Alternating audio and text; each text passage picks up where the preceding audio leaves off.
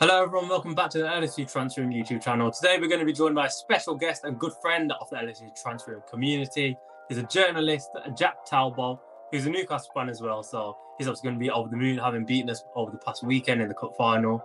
And so we're going to hear a Newcastle fan's perspective on what went wrong for Liverpool during that match. And obviously, being a Liverpool fan myself, we're going to hear a Liverpool fan's perspective on what went wrong during that match and what we could expect from Liverpool for the remainder of the Premier League season. So jumping straight into it. Where did that exactly go wrong for us in that match against Newcastle? I think it's the midfield. So it's very easy in hindsight to say Curtis Jones should have started, or maybe Endo should have started. He would have won us a few more duels. However, do you think Curtis Jones would have offered more during that match against Newcastle? Because we clearly saw that in the second half. He's the most pressure-resistant Liverpool player. You look at Gravenberch, I think he's done a very good job. You can't deny that. Up until past maybe a month or so, where a lot of fatigue has clearly played its part, because you look at the towards the end where he's dribbling the ball out of play. It's very un-Gravenberch-like. And you look at McAllister as well. He's out-muscled on sort of every opportunity. And Dominic Szoboszlai, I don't think he really cemented himself in that match. I thought he's very non-existent. Maybe not non-existent towards the same levels as Salah, Jota and Diaz. However, he certainly could have played a lot more of a role, being one of the more physical players in this Liverpool side. So Curtis Jones, I think, was one of the ones who should have been starting. And then similarly, you look at right back, and Alexander-Arnold missing was key, because you look at the reverse fixtures at St James's Park. We started with, I believe it's Kwanzaa at right back and Gomez at centre back. It did not work. We were losing. Trent Alexander-Arnold comes on, match changes. You know, him and Salah's link-up play cannot be underestimated, and I think it was certainly underestimated for that cup final, because that's one of the big reasons we lost it, in my personal opinion. Newcastle, is it fair to say Eddie Howe tactically outmastered Arsenal? I wouldn't say outmastered, but I would say he certainly did his homework on Liverpool. Certainly did his homework on us for set pieces as well, putting Dan Burn on Alexis McAllister, little poor Alexis McAllister having to pick up a big friendly giant. But yeah, I think Eddie Howe done exactly what he wanted to do, and they won the match. But I am going to be that guy, unfortunately. I know you're going to accuse me of being an Arsenal fan in this situation. I think Liverpool should have had a clear penalty in the first half. I think Trippier has left his arm out, not in a natural position. It's very far out. It stopped Diaz from getting the ball in the penalty area, and it's a clear penalty in my opinion. Not to excuse our poor performance, because we absolutely deserve to lose that match. But I think decisions like that sometimes do win and lose your matches, and I think we actually probably would have went on to win that match had a penalty have been given.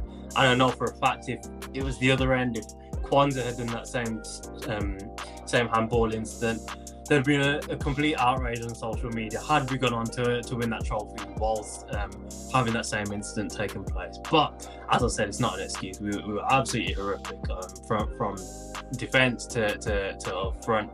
We weren't really involved in the match. It looked like a very lacklustre performance. Newcastle clearly wanted it more than us. They were dominant from minute 0 up until minute 9, even stoppage time. They were running up until the corner flag.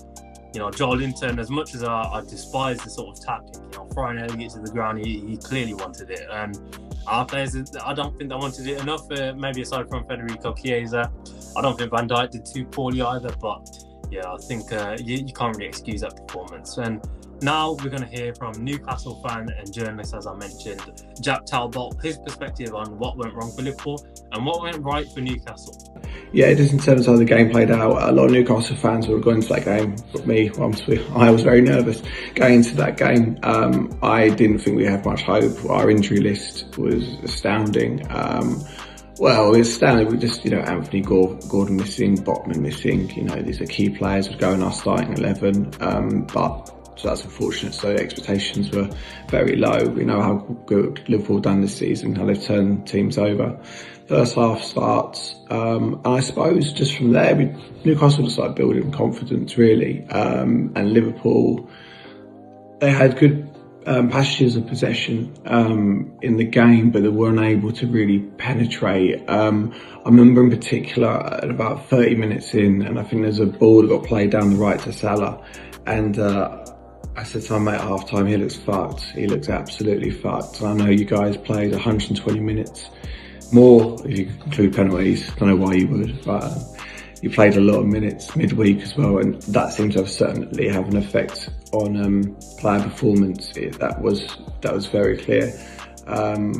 I thought that the physicality, although I would argue you guys have more technically gifted players than Newcastle, our physicality and the fact that you had Gravenberch playing, I think he played midweek as well, and I think our trio playing of Tonali, Gamares, Joe Linton in particular, that physicality that's over Ridge, and that just continued through the course of the game really.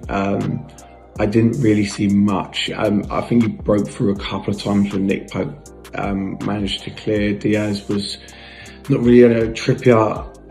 For us, it's been very inconsistent in selection, inconsistent in performances, and that's probably the best game he's had for us in maybe 2 years, to be honest. He was superb, and he kept I think it was Diaz at bay, and then equally Livramento as well. Was just able to press forward and stuff, and there wasn't really much. There was no slick balls to Salah. He seemed to be kept very quiet. I think that Liverpool just looked, and I'm trying not to sort of take away from my club and the achievements that we had. My voice is like this from screeching for like that long, by the way. I just think that you guys, it was a combination of, I think I've seen people say, the amount of minutes that you guys have played, the Champions League run, the exasperation of being knocked out of that competition.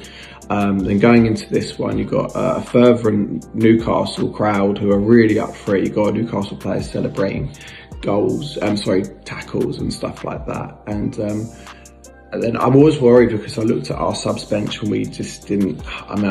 He didn't make.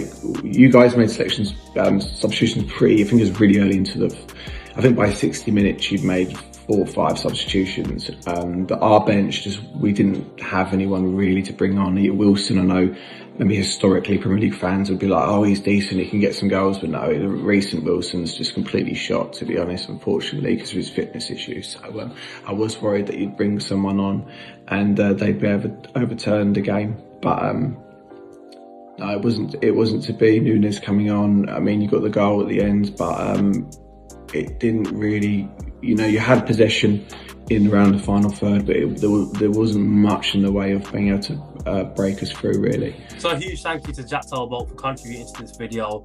And it's interesting to hear Newcastle fans' perspective on what he expects from Liverpool for the remainder of the season as well.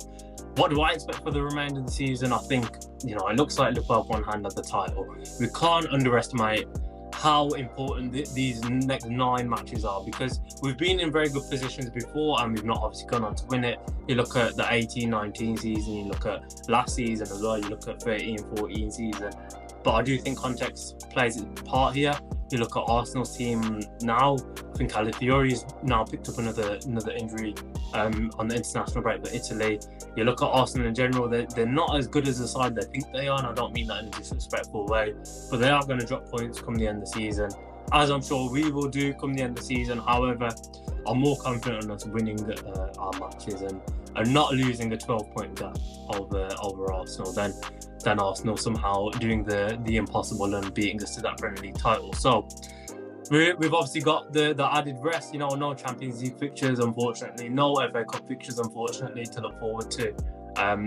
So I think it is looking good. We got 6-7 days rest every single match week now. There's no excuses for these players to be fatigued. The only thing you can look at when it comes to fatigue is mental fatigue, obviously losing out in such difficult ways. However, they're going to be well rested, so there's no excuses for it. We've got a very good squad. Obviously, a couple of injuries recently. Alexander-Arnold, Alisson got a concussion injury coming from Brazil. Ryan Gravenberch has unfortunately picked up a knock. I think Kanate is another one who's got a knock, but these are just minor injuries. Cody Gakpo's coming back, who I think his role in this Liverpool team is very underappreciated over the past season. So I think it's looking good for us. Are we going to win the Premier League title? Let's hope so. I'm not going to get ahead of myself, but it's looking good. So thank you again to Jacque Talbot for joining us and discussing his views on Liverpool for the remainder of the season, and obviously, unfortunately, how that cup final went for us.